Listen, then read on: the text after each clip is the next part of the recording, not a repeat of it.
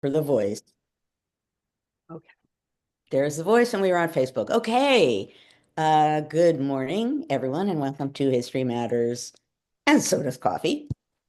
Today we're going to be talking about the history of resistance, what it has to say to us, and particular to today, communication. But before I plunge into that topic, I turn to my wonderful partner in crime, Annie, who will explain the rules of the game.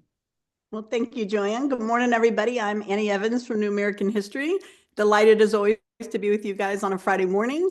If this is your first time joining us, we welcome you. Please continue to engage in the chat. But if you have questions about today's topic, please put those in the Q&A. I'll be back in about 30 minutes and we'll take all of your questions. Excellent. And if you are here for the first time, be sure to say so in chat because you will get a robust welcome from the History Matters community. We just had our 250th episode. So, man, like this is a community now. I'm telling you. So, join the community. At any rate, let me talk a little bit about what I want to talk about today. So, I posted something on some form of social media. I guess it must have been Blue Sky based on where I'm posting more these days. And someone else had said something along the lines of maybe we better, does anyone else get the feeling that maybe we'd better be like making connections and networking now because of the ways in which different social media networks appear to be, in one way or another preparing to I don't know, limit or lean or whatever you want to say, that it appears that people who lean to the right, who are very wealthy and own social media networks, are beaming in to take some form of control. We've been obviously watching this happen on Twitter, but now people obviously are talking about Instagram and Facebook and Threads. And I agreed with this person who said maybe we better start thinking about networking now, because that idea, and I went back this morning in 2022, I made this point, and I posted it somewhere today because it the same thing occurred to me then. And that was when the idea that Twitter might be under threat was sort of circulating around for the first time. And my thought was, I know we lived happily without social media forever, and we could probably do so again. But the fact of the matter is, the thing that social media, or a thing that social media does that's powerful and hard to replicate, is allowing people to communicate and organize around the world or locally. But in one way or another, it's a communication and organization device that has incredible power. And that if that went away, that could be really crippling in many ways. So I don't have in front of me the at the time it was the tweet that I sent out, but it actually used, if I can find the quote I have here, maybe I didn't include it. I guess I didn't, but I know it by memory. At the time in 2022, when I was talking about this, I was recalling a statement made, and of course I was, in 1802, I believe, by a supporter of Aaron Burr. And what they were talking about was the fact that they didn't have a newspaper that was theirs to control. Newspapers were pretty much what they would have called at the time party organs. So the Burrites, the so-called Burrites, were upset that they didn't have a newspaper that they could use to be their voice, to be their rallying point. And without that, they said, they would be, quote, uninfluential atoms, meaning they would just be people bouncing around, dispersed, unable to coordinate, unable to organize, unable to communicate, unable to rally together, unable to be an us. And that, when Twitter first was threatened as going down, that was the first thing that popped into my mind was, wow, Twitter, depending on how it's used, enables us to not be uninfluential atoms. And if it goes down, huh, that is going to be much harder for us to replicate. So that is what was in my mind yesterday when I sent out that post. And there was a big response to it, people saying, yeah, actually, we should think about networking now and organizing people who we trust, ways to communicate with them. We should lay down network tracks now because if indeed doors of communication, mass doors of communication, really begin to get closed off even more than they are now, what are we going to do? So that's what led to today's topic. I wanted to talk about some instances in American history in which networking, which seems, I suppose, kind of primitive and basic, and yeah, that's really going to help.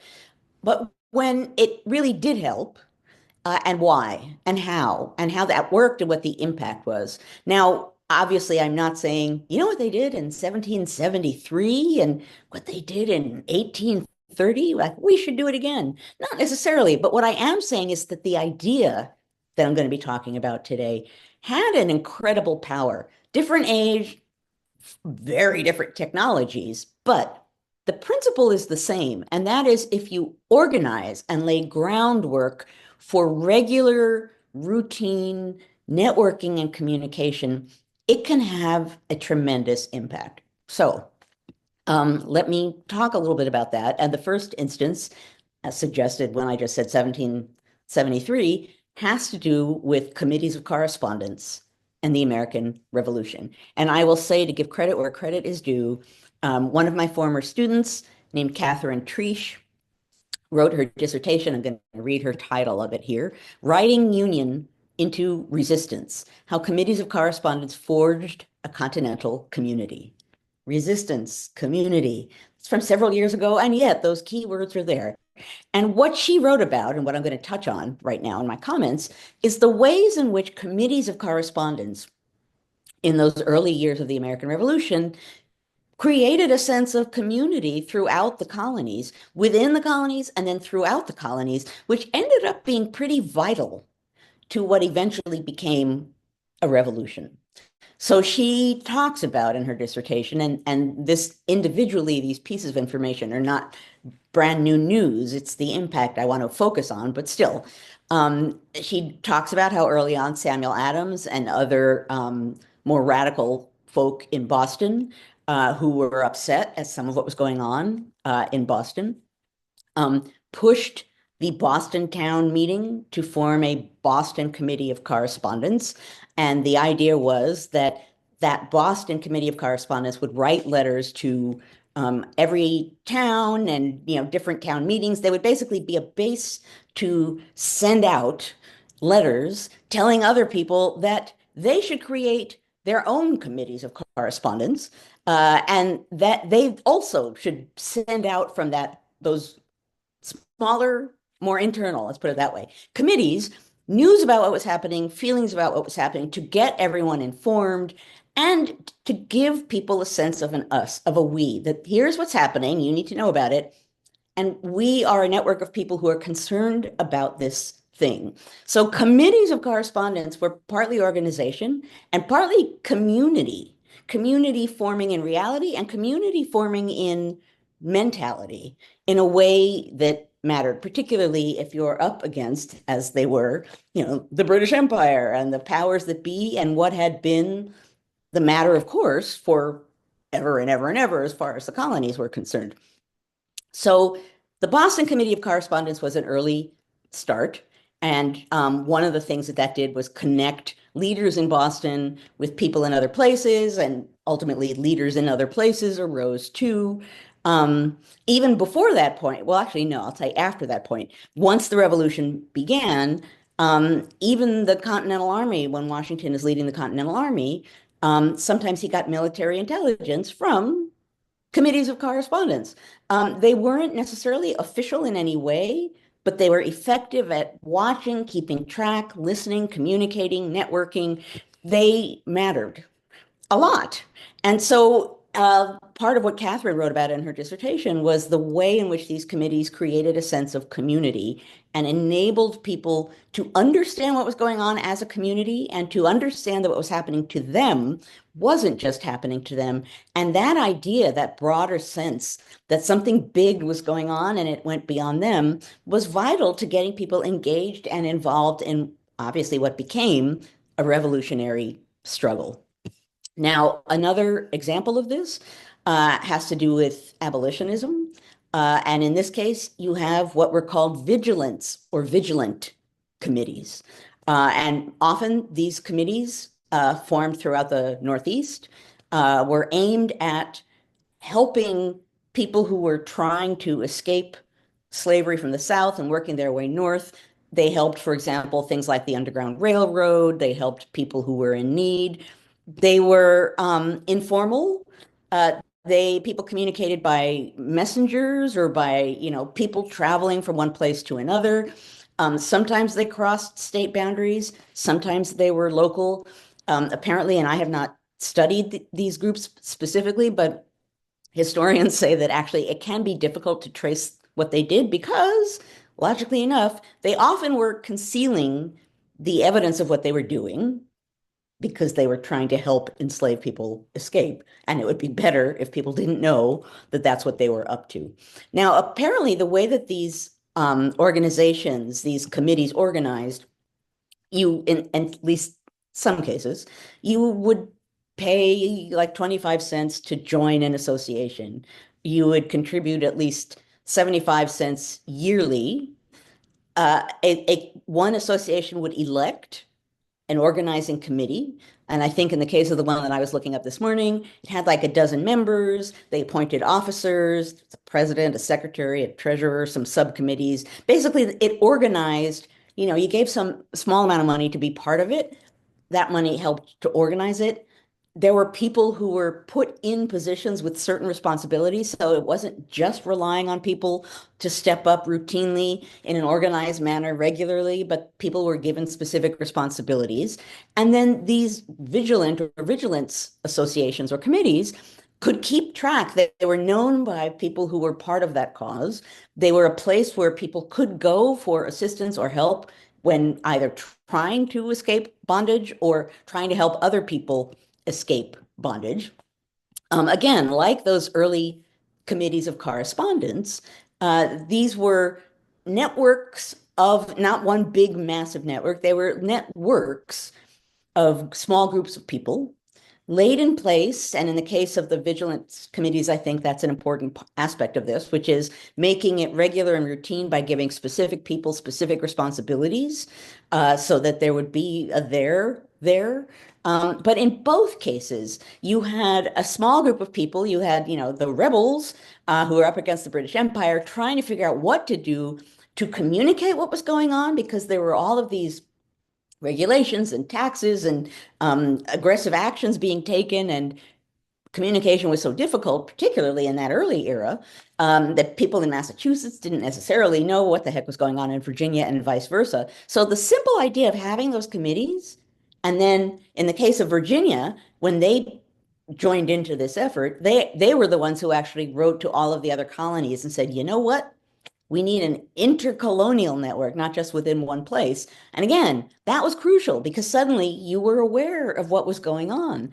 And, we live in a moment when it's very obvious that there are going to be certain kinds of information that are going to be very difficult for us to get because we're already watching various organizations, government organizations or associated organizations that are being told stop communicating, and who knows how long that's going to be in effect or what that ultimately means. But in one way or another, um, I'm not a money betting person, but if I were, I would wager that there is going to be certain kinds of information that are going to be harder for people to get a hold of, that are going to be just out of bounds. There's obviously going to be even more misinformation and disinformation and things that are going to be very hard to parse through to figure out what actually is happening.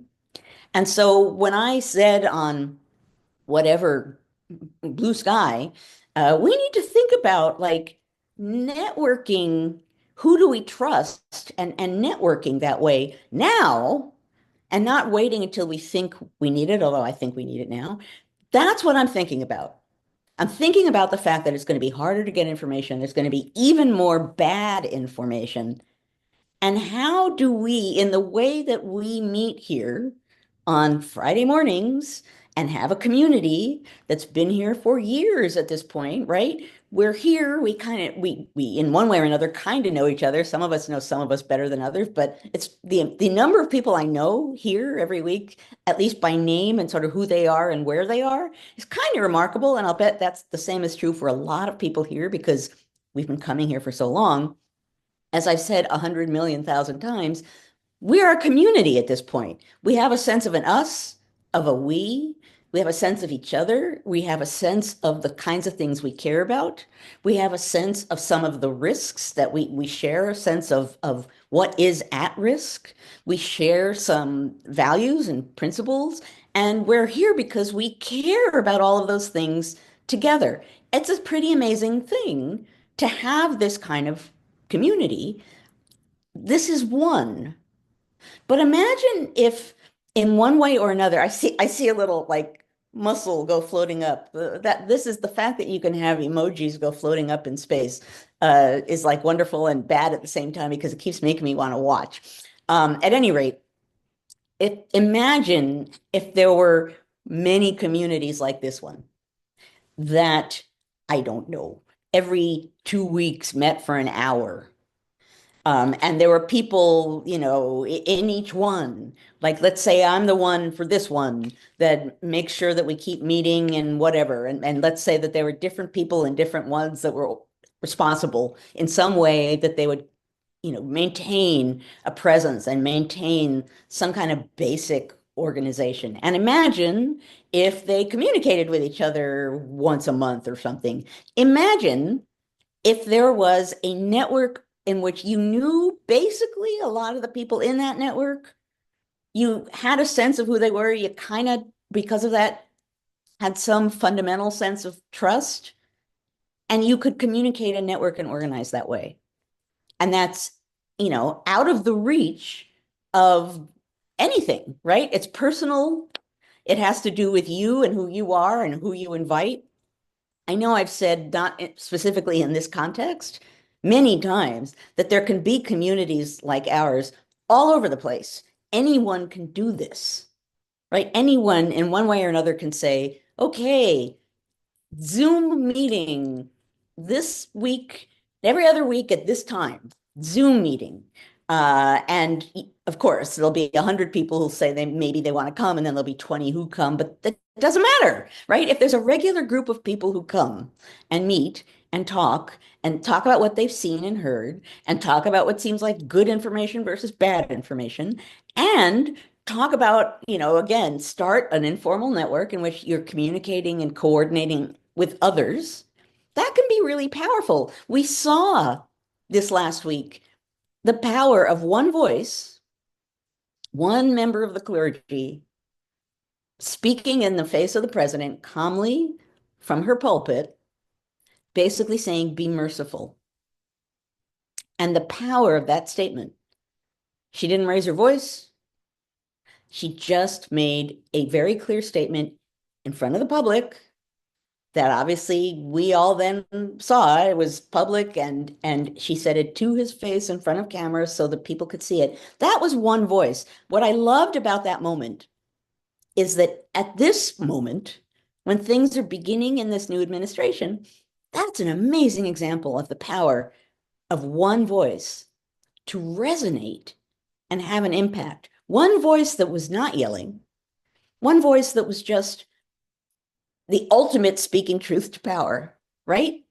And whatever the response was, as far as the new president and others, we could see their response. They did not look too happy or comfortable. Regardless of that, what we did see was a person literally saying to the face of the president, you need to be merciful, suggesting you're not necessarily being merciful, and this matters. It's right.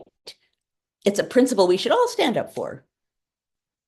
Particularly in the realm of Christianity. That was so powerful.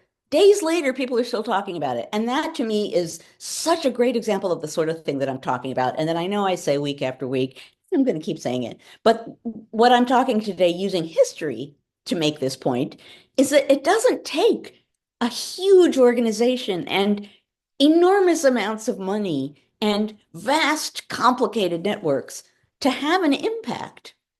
That was one voice. Small groups of people who are committed to each other, to stay on top of things, to watch out for things, maybe to routinely communicate again once every 2 weeks, once a month with someone else. And if there's a network of people who take on that commitment and become like hubs of communication and communicate with others, and if that's laid out as a kind of informal network, that's really powerful. And that can exist apart from people having to meet in person, that can exist apart from, formal organizations, that can exist apart from aspects, formal aspects of government in any way. That can be private, personal, informal, and can have a power to it. So that's when I put that out on social media, I guess this is sort of what I was thinking about, is that it can be a lot of small voices can end up having a really big impact. One voice can have a really big impact, can resonate, can communicate, and can give people a sense of an us, of a community. Because part of what and I don't want to pronounce her last name wrong. Budde. Does anyone, if anyone knows how to pronounce it, is it? I'm not gonna. I don't want to get her name wrong because I admire her so much right now. But at any rate, that statement that she made, was the most basic statement. It was basically mercy is good. We should be merciful. So should you. You're a leader, Mr. President. Be merciful.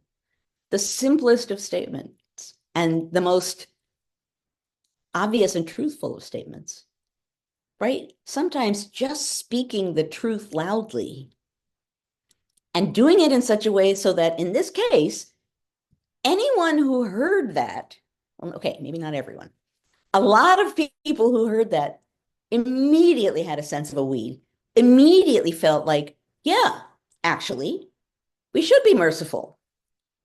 I mean, I'm not Christian, but I assume if you're Christian, that's what you assume, right? I think of Christianity as being about being merciful. I link those things together. And if that's the case, and you heard that statement, you would think, well, yeah, we should be merciful. And then you would think, oh, maybe he's not being merciful. And there are a lot of us out here who feel he and the government should be merciful. That can be a real powerful force. And that can be how you end up creating not just a local sense of community, but a broader sense of community. So that's in a sense, I think, and I haven't fully thought this through since this is all like 24 hours of me thinking, but in one way or another, in future conversations here, as part of our community, I am going to think about ways in which history can teach us lessons about being in this kind of moment and having disagreeing with people in power and ways in which history shows you can have a voice that's louder than you might think you can have. What history teaches about resistance? What does it have to tell us about what works? About what works and what is surprising, what works and was small, like this example this last week, and yet had a big impact. History is full, and you can all, I'm sure, out here thinking right now, history is full of instances where there's like this one little act, right? And it's the sort of thing you memorize in school, right? Well, it was the day that, this ship was attacked by that ship. And then suddenly, there are some moments. I mean, as a historian, I tend to hesitate before saying like this one little thing changed the world. But it is true that throughout history, sometimes it's one incident communicated in the right way, seen by the right people, in the right moment, that resonates and has a power that other similar things didn't. You could talk about, of course, I could talk about, right, the caning of Charles Sumner in 1856 in the Senate, sitting at his desk, and ardent abolitionist, and he's caned by South Carolina Representative Preston Brooks. Now, as my last book shows, there were all kinds of violent moments in Congress before that point and after that point. There were aspects of this one instance that made it resonate in a different way and gave it a special kind of power. There's a great example of what I'm talking about, right? It happened on the Senate floor, which gave it, it was a Southerner beating a Northerner to the ground on the Senate floor, had some implications. It happened after a string of other violent incidents of Southerners against Northerners, so that it seemed to be a pattern coming true. There were many aspects of it that made it stand out and gave it a national influence. So, this is what I'm talking about more broadly. Small things, forming groups, coming together, creating a sense of an us, whatever it takes, and however we choose to do that. Doing that locally or doing that, Zoom, the one thing that I can't help but think all the time, given that we're here every week, is that among the horrors of the pandemic, the fact that Zoom now exists as a tool is pretty amazing, and has done many amazing things. And at this moment, that can matter a lot. It can. So I see I'm running out of time. That's the point that I wanted to make this morning as a kind of entryway into other ways in which we can think about what history has to show us about resistance. That meeting and communicating in small groups, finding ways to do that routinely, giving specific people specific responsibilities so that it happens and doesn't rely on people like remembering, I mean, I think, I don't know, in 250 episodes, maybe I've missed five tops. And I think once it was because I was moving, and twice it was because I was sick. I mean, I'm here, right? I feel responsible for this. This is our community, and my being here is part of what gets us here. If there's a person who feels that sense of responsibility in creating a community and is invested with that, you then have other groups of people coming together and communicating and being in us. And you don't know in what ways a community of that sort is going to end up being important. We don't know. We don't know if that's going to be important on a neighborhood level, if that's going to be important. As I was preparing my comments this morning, I realized that thinking in the realm of immigration, there are all kinds of essentially vigilance committees of sorts in local communities aimed at helping people deal with ICE. Is there going to be a raid? What's going to happen? That there already are organizations that are helping people cope with the strangeness of the current situation having to do with immigration. This is not a new idea, and it's an idea, again, being used.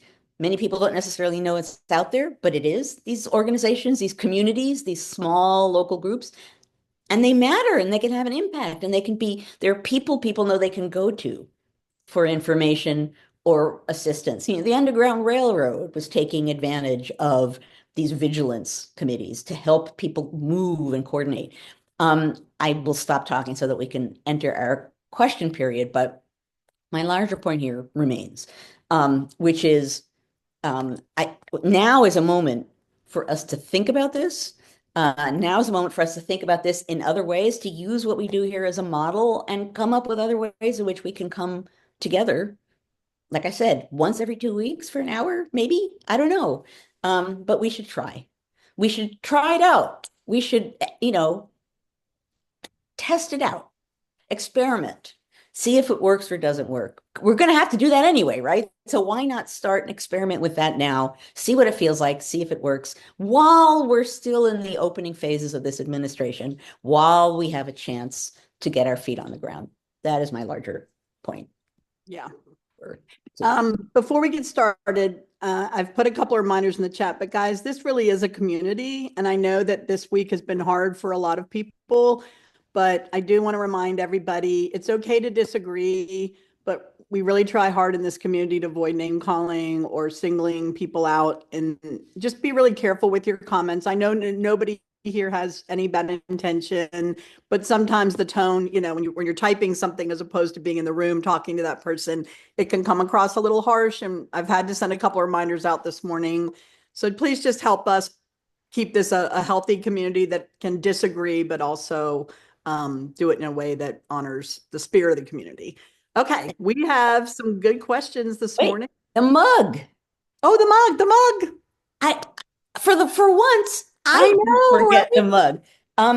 I wrestled with what mug, but then this one kind of suited it.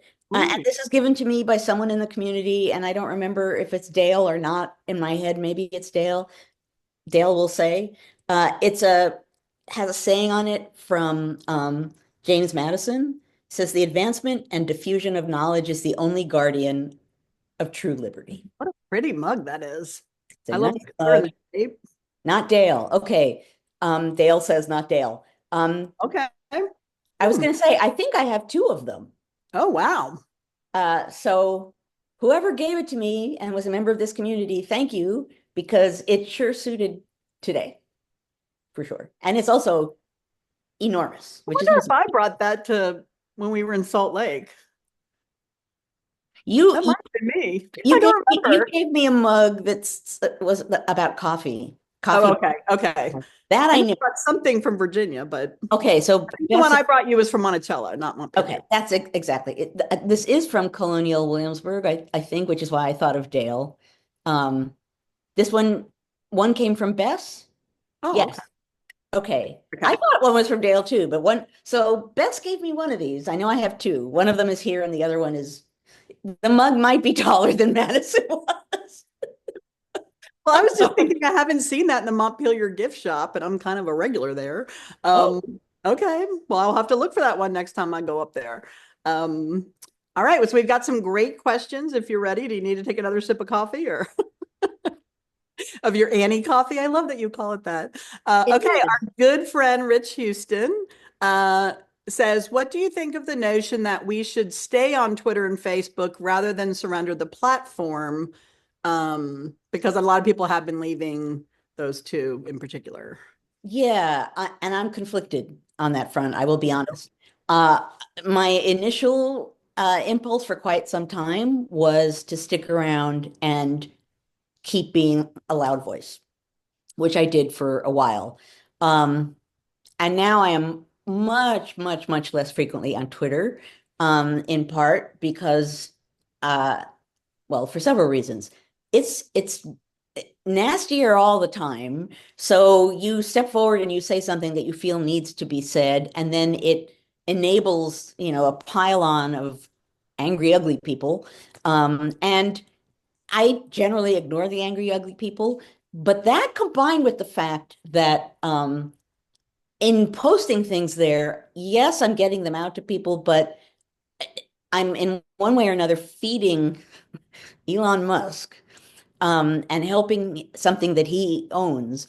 I'm very conflicted. So you'll see if you go and find my account on Twitter, there'll be a day when I make like 3 or 4 messages, and then a whole week will go by, and then I'll come back and do something, and then another 10 days will go by. I'm very conflicted about it. I'm still on Threads because it doesn't have it doesn't feel like a Nazi bar. There are people there who are angry, but it doesn't have the same feel. I've never been big on Facebook, so I can't comment on that. And Instagram I use, but I don't use it, I think, as regularly or routinely as others do. So I'm also not seeing what is there. I kind of imagine that at a certain point, I'm probably just going to be on Blue Sky, but for the most part, what I'm doing on certainly on Twitter, when I beam in there, I'm repeating something that I think is important and not contributing my own words. These are all the weird, potentially nonsensical compromises we're making. So I don't have an absolute response to that because I don't know for sure what I feel, and I don't feel like I should totally back away. But I don't want to contribute to what Musk is doing. And there are a lot of people still there who are, hammering away, which I think is wonderful. So I don't know. Um, I right now I'm a lot on Blue Sky and Threads.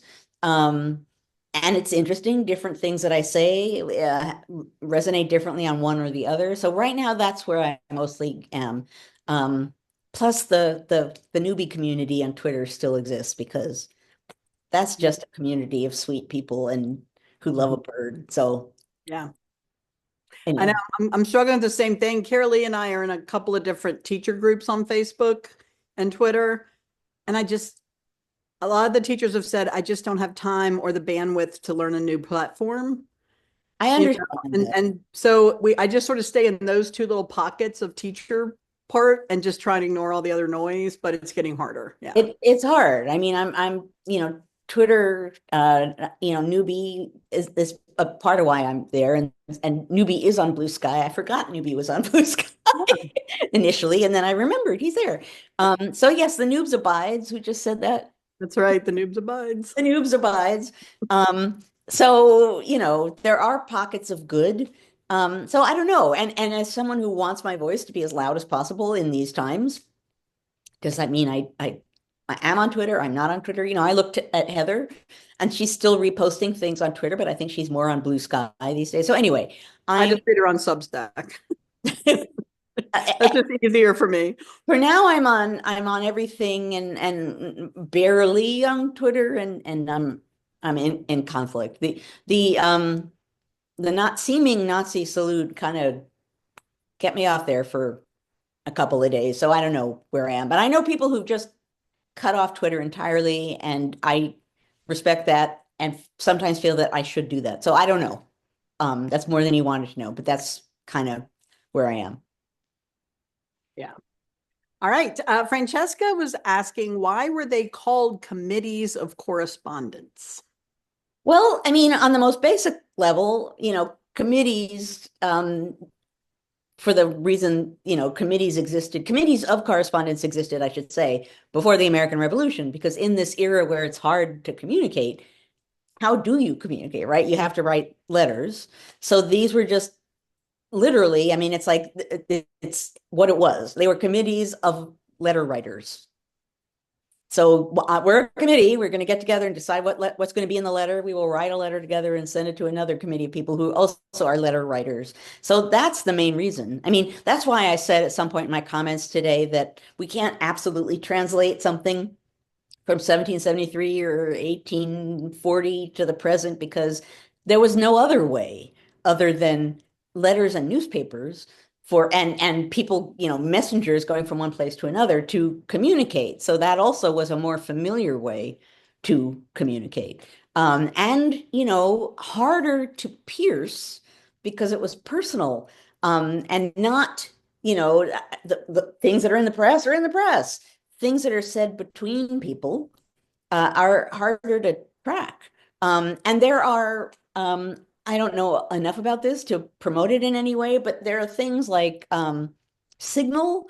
There are ways to communicate now that are supposedly harder, more encrypted, so harder for people to pierce. So again, I don't know enough about these things, as much as I like somehow managed to be here and also to have a YouTube account. I still consider myself a sort of low savvy tech person. But we need to be more savvy. I really think so. This is going to be gloomy, and I don't mean it to sound like a doom thing, but it's been in my head actually for years, and it kind of let up a little bit, and now it's back. So during the first Trump presidency, I always had this feeling that there was a door that was just slowly closing on things that we should have access to. And that feeling is back. And that's what prompted my post the other day. We need to assume that the door of our communication and networking might be closing. I don't know. And maybe it isn't. But what if it is? And if it is, Yeah. we need to think and act now. I'm trying to keep up as ever. You guys are going so fast. Gloria said something about tavern meetups. We could have, Yeah. there could be coffee house meetups. That would be very 18th century. Uh, You could say, rather than a Zoom conversation, you could say every Friday at 5:30, uh, me and this group of people who I'm inviting, we will meet, we will talk about what needs to be talked about in addition to whatever we want to talk about, communicate and, in some way or another decide what happens next so that it's social and it's pleasant and it's forming community in a lot of ways, a personal way too. But also, if it's regular and at some point in that meeting, you decide, here's an important thing that happened this week that we feel the need to talk to others about, you get a lot of those going, and that can have an impact. So, you know, I've said this 100 million times, and I'm going to say it again anyway. Our government was grounded on this idea of the public will, public opinion being all important. And we forget that so readily, and we assume so often, what can I do? What difference will my voice make? I see that sometimes, again, on social media when I say something and someone will say, yeah, big deal. So you say that and nothing happens. It's like, no, like our whole system is based on the fact that we all should be and have the right to be speaking up and giving our opinions. And no matter who the person in power is, right now at least, in one way or another, for them to keep that power, they have to keep a certain number of us happy. And if a lot of us are unhappy and are voicing that loudly, we see again and again and again backpedaling. Uh-oh, crossed a line. Uh-oh, crossed a line. That matters. All of this matters. So don't assume that your one little voice doesn't matter. It can all by itself. It can if you get eight other voices to join in with you. It can. It can matter. I believe that obviously at the bottom, to the bottom of my heart. I believe that. And, that's how a revolution was begun in the late 18th century. That's how the cause of abolitionism was furthered in the 19th century. I'm not someone who studies the 20th century warfare, but you could say a lot about the resistance during World War II if you wanted to, along similar lines. Yeah, so we've had some really good, both in the chat and in the Q&A. A couple of follow-ups to the committees of correspondence. 80 asks, could Substack be used as a contemporary committee of correspondence? And Gloria said the committee of correspondence and vigilante committees helped cause a war. Are you thinking that people can use those things also to organize for violence? She says many historians felt the committees became coercive and were minority forcing their will on the majority. So a couple of follow-ups there to the committees of correspondence Well, questions. good. Let me address the second one first. That's a good point. I mean, it certainly is possible that if people organize to act, they can organize to act violently. I mean, I think that's true across the board. We have all kinds of um, vigilante groups and militias and all that kind of thing. They're groups of people who get together and believe something and act on it, and they happen to believe in violence. So that's eternally a possibility, but that doesn't mean you shouldn't do it at all. Right. And I would say the committees of correspondence didn't cause a war. What they did is get people to understand what was happening around them. What happened from that point on, the committees didn't do that. The committees just did an important thing, which is, okay, you know what's happening here in Massachusetts? It's happening in Virginia and Rhode Island. What does that mean? Huh, that's kind of important. You know what? Why don't we create a Continental Congress and have them meet and talk about it and see what they think and see what they want to do? So it wasn't as though these little committees suddenly like made a war. They informed people about things that they needed to be informed about. And in a very sort of colonial American way, they went from committees to congresses, and town meetings. They worked their way through. It was the people. These committees were reaching out to the people. It was the people who came together and decided something had to happen. So on the one hand, I would say the risk of any organization is that it can do good things or bad things, but I don't think that's a reason not to organize, number one. And number two, these committees that I've been talking about, they weren't alone causing wars. They were informing people. And if the price of people understanding something horrible happening is that they respond to something horrible happening, it doesn't have to result in a war. So there are a lot of ifs and ands and buts sort of being woven through here, but it's valid that who knows why you organize when you organize.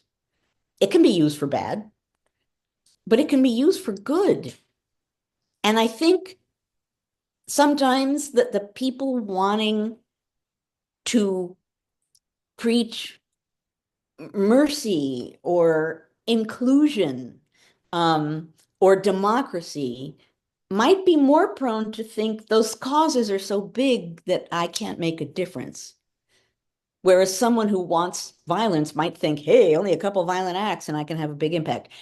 The people preaching inclusion or mercy or reform or betterment, we need to know that our voices can be loud and can have an impact too.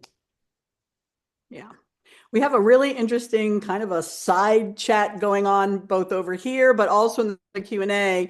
Adi had posed that question about could Substack be a modern day committee of correspondence? But then Gloria and some others said, we're talking about taverns and in-person meetups. And so she was asking, were taverns also the hotbed of networking back in the day? Yeah, So some well, really taverns and cool. coffee. Yeah, no, taverns and coffee houses, absolutely were, places where, rebels met to coordinate things, and sometimes explicitly because they were not given permission to meet in formal political spaces. They deliberately went to coffee houses or taverns because that was the only place where they could meet and They talk had about. coffee houses back then. Yeah, they did have coffee house. I'm Coffee. just being like the kids. They'd be like, they had Starbucks? I know. Like, I know that's what, back me up, Carolee. That's the first thing a middle school kid would blurt out. I'm sorry, I didn't, Right. but it was just Coffee, funny. coffee fueled I mean, tea was important. Coffee fueled the revolution big time. So, yeah, coffee houses and taverns. But like Yeah. there's an appeal to the idea that you could go to a coffee house or a bar nowadays and almost like, a book club or a knitting circle or something. You meet and you do something fun and it gets you around people that you like this group of people here, and you like to meet, so you like to be here anyway. And then if you did that and there was, something that you did that was deliberate in the midst of the socializing, that's very possible because you would want to do it because you would want the community and the people and, I would, well, obviously I do that. I'm here every Friday morning, but you know what I mean? Like if people in my area said, um, there's a local bar slash coffee house. And like I said, 5:30 Fridays, a bunch of us are going to get together and just sort of talk about what's going on. Sean says, coffee, alcohol, revolution. Anyway, but something like that, that you kind of want to be there and you kind of want the people and you kind of want the social. But in the process, you're also creating communities of people that you trust and who you can communicate with and who can each. I know I'm saying the same thing over and over again, but that's because I really believe it can work and it's important. And I guess I want people to believe me that this can work and that now is a time to think about it. Yeah. Um, we're just laughing because Coffee Alcohol Revolution is also a good band name. That's a total good. We've had some good band names this morning. We are really generally good at band And names.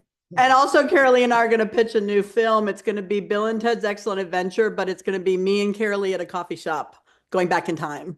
Like the Ghostbusters, all women. It could be done. We could be the new Bill and Ted. Come on, Carolee, back me up on this. All right. All right. So people are still have some questions about these committees of correspondence. You really hit a button here today. Did John Adams, this is from George, our good friend George Tonkin, who's put some really great comments today in the chat. George has been on fire today. He says, did John Adams play the most important role in the committees of correspondence? Samuel Adams. Oh, okay. He put John Adams. So Yeah, Sam no, Adams. Samuel Adams. Samuel Adams was one of the early people in Boston during that first effort to get things going. John Adams had such an inferiority complex when because for a while, Sam Adams was the famous Adams, not John. And so when he was sent to England to deal with negotiating at some point, there you go. James just had the exact same thing that people kept asking him in France, I think, and in England, are you the famous Adams? He had to keep saying, no, I'm not the famous Adams. Shut up. But Samuel Adams was the guy who did the organizing uh, in, with the Sons of Liberty in Boston. Every time you say John Adams, or really anytime anyone does, I just put this in the chat. All I can hear in my head is Jonathan Groff and Hamilton saying, John I Adams. know. I know him. Yeah, I mean, that's like, he's my favorite He's character in all of that Hamilton. little man who talked to me. Jonathan Groff steals every scene in that play, and I can't watch that Okay. video over enough times. I don't know the answer to the Substack question because I don't know enough about Substack. And so maybe the answer is yes, but I don't know. I like it. I mean, I follow quite a few folks, including Heather, which we got to talk about this whole wedding business in the after party. Okay, so we have a few more questions. I think we got a couple more minutes. Yep. Um, Dave, our good friend Dave, asks, how does the founders' concept of free speech and the public square make sense in the age of social media with bots from Russia and other anonymous speakers? Repeat the question just so I make sure I have the How the precise. founders' concept of free speech in the public square makes sense now that we have these bots invading social media. You know, the in the founding era, elite folk who were like preaching for a free press also readily acknowledged that that free press was a could be a pain in the patooties, right? I mean, Mhm. like Thomas Jefferson, who's like free press, and then he would be like later in life when he's president and after irate about the things that would be said in the free press. And actually, the guy who he and Madison come together with the Virginia and Kentucky resolutions, opposing the Alien and Sedition Acts from the Federalists. And part of what they're saying is you shouldn't be able to punish people for sedition in the way that the Sedition Acts are proposing. Well, when Jefferson becomes president, he doesn't really have much of an issue with small local cases being brought against seditious comments about the government. It just doesn't want it to be national, but locally, he says, I can't remember the phrase. It's like a few judicious prosecutions will have an impact or something. So even he, in a variety of ways acknowledges the impact of, well, again, what we're talking about here, the impact of people speaking loudly and the impact that that can have. And even he is bothered by it, but that again reinforces this point that that has power, that can really have power in ways that you don't expect and that you don't know until you try. I don't think that and I didn't look to see Booty, Buddy is how most people say they're pronouncing it. Buddy. I don't think that when she stood up, she was like, I shall now have a national impact, right? She did what felt right to her. She spoke for what felt true. She spoke for her principles, and that's why it resonated. She stood up in front of someone who it seems to be ready to do a lot of really unmerciful, cruel things and said, be merciful. You should be merciful. Think about the simplicity of that statement and the power that that's had. That shows everything that I'm talking about here this morning. Yeah. Okay, so speaking of this Reverend Buddy, the controversy over her sermon, Barbara says, does the blowback from Reverend Buddy's sermons stop GOP members to not speak against, to speak out against? And she has FOTUS, but I think she meant POTUS. Well, so here's the thing, and someone else asked me this too, like big deal. They're not going to act any differently. There are different reasons why this matters. And certainly it would be great if members of the GOP heard that and were like, we should be merciful. That's not what I expect. But the other way in which that has an impact is by calling people to attention and making them realize the degree to which what's happening is unmerciful and is cruel, and bringing people together again in a sense of community that we don't like what's happening there. It's cruel. Someone just said it. We saw that person said it, and it's resonating because a lot of people agree. So it would be great if that kind of statement changed the actions of those in power, but equally, if not more important, that kind of statement can bring people together in awareness and community. And that's the beginning of everything, awareness and community. So that's what we saw this week. It seems counterintuitive to say, well, it kind of almost doesn't matter what effect it has on Trump, but it kind of doesn't. what that did was resonate powerfully. It was a loud voice saying, this isn't right. And a lot of people said, yeah, it isn't right. And then suddenly you realize a lot of people think this isn't right. There's a real power in that. And then you're not isolated and you're not sitting at home doom scrolling or even sitting at home Zooming with people, right? Suddenly you have a sense of a we. And that sense of a community, that sense of a we, that's everything right now because there will be increasing attempts to make us feel overwhelmed and isolated and powerless. And, it's easy for us to feel overwhelmed, isolated, and powerless if we're all sitting at home, like I do far too often, you know, doom scrolling or watching TV or doing things on my computer. And it's very, very easy for us to be in our own space. And this is a moment when we need to think beyond our own space and we need to resist what I think is going to be an increasing trend to separate us and isolate us. That's not going to be good for any of us at all. Yeah. All right. Daniel, our good friend Daniel, I don't know if I should be upset about this question or if I should love this question, Daniel. He says, were women allowed to meet and plot in taverns and coffee houses back then? I get what he's going at, but I'm kind of like, Well, allowed? But then I have to no. remember I'm Well, looking at 20th century, right. you know, One, I mean, I don't know if I said they were or weren't allowed. There were women in coffee houses. I don't know how many women were floating around in were they taverns, all waitresses? but there you go. And Anissa, salons, Mm. right? Salon and salons in France in this period, salons were like largely run by women, organized by women, and they were places that were cultural but also political in impact. So there were Americans, fewer than in Europe, but still there were American women who were having salons of this sort. Anne Willing Bingham in Philadelphia was famous for this, having these salons, bringing, all kinds of people in to share ideas. There's a very funny, well, maybe not funny, haha, funny exchange of letters in which Jefferson is in France, and he was had very strong feelings about how women should have nothing to do with politics. And being in France convinced him of that even more. He basically blamed the French Revolution on Marie Antoinette and women sneaking between lines, and it was all women who made all the trouble. And he wrote a letter to Anne Willing Bingham, of all people, saying, American women are different. American women know where their place is.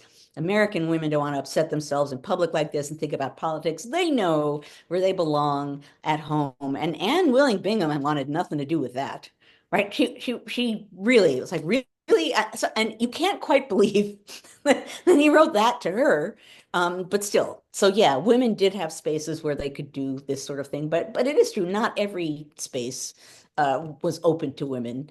Um, yeah, Gloria says Jefferson was anti-feminist. If you're talking about people in this period who were forward-looking in their views about women and rights, he was way in the back. He wanted nothing to do with women in politics at all. And even when fellow Republicans went to him and said, "What do you think?" His response was always, "I don't." No, never should happen. Yeah. Yeah. All right. That was a good question. All right. Our good friend Dale says, oh wait, he says that's for the after Oh, wait a party. minute. I want to say something. Kathleen. So Kevin, I don't never know if it's Levin or Levine. He'll kill me. I He's think doing it's talk. 11. Levin, he's doing talks on Substack. That's great. I mean, Yeah, so then, Kevin's been great on Substack, oh, especially into interesting. teachers. He keeps his stuff free so that they don't have to pay for it because he knows they can't. Yeah, Yeah. that's okay. So I I didn't. love Kevin. I can't That's even tell you how much I love him because he came and helped us in Charlottesville after Unite the Right. Like he hopped on a plane and literally came and stayed the whole week and wow. helped me figure out how to break all this down, explain it to the kids and the teachers. I will never be able to Wow. repay Kevin for what he did that week for us. I cry Wow. every time I think about it. And he keeps Oh, saying, Annie, you've already thanked me enough. Like, stop saying that. But I do. I get emotional. no, yes. That and y'all's backstory episode were the two things that got me through that week. That backstory Cry episode, every time I listen to that episode. that episode was hard to do, It was very hard. and important to do. It was. Okay, I we have didn't one know last Substack was question. being used. Three One minutes. last question. I didn't know Substack was being used that way, so I just Oh wanted. yeah. Okay.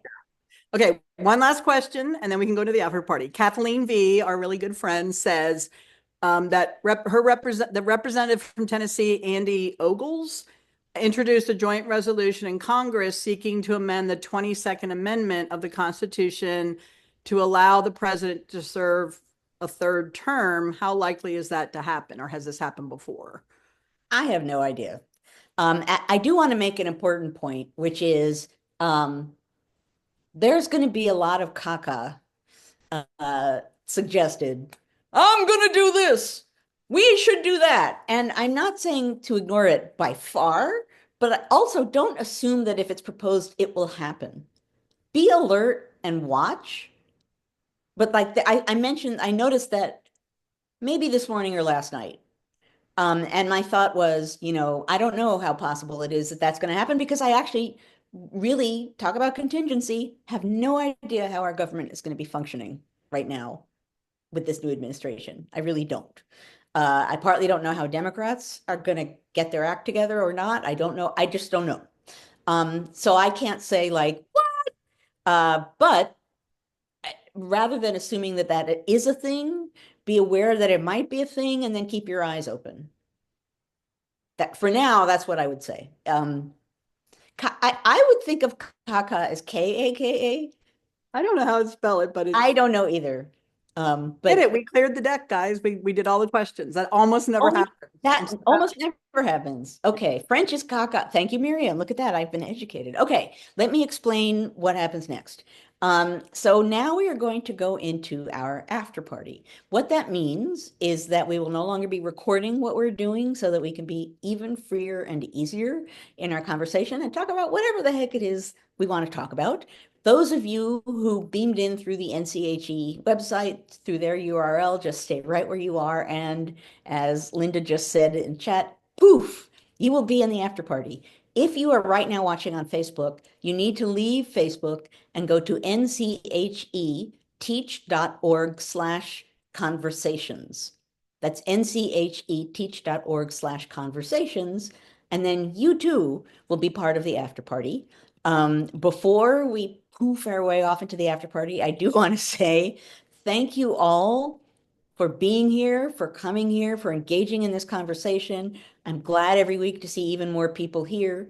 I think that that's such a good sign that people are learning of this out in the world and coming in to listen or take part. Either way, it's wonderful. Thank you for engaging in the conversation of democracy on a Friday morning, as we have been doing for 200, and I guess this is officially our 252nd episode. Shocking.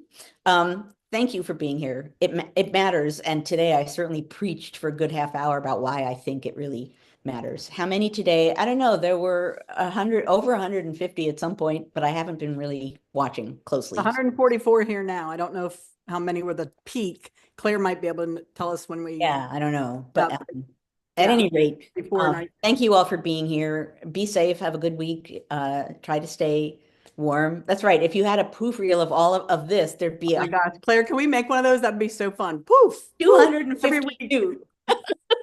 Matt, Claire, At any rate, thank you for being here. poof.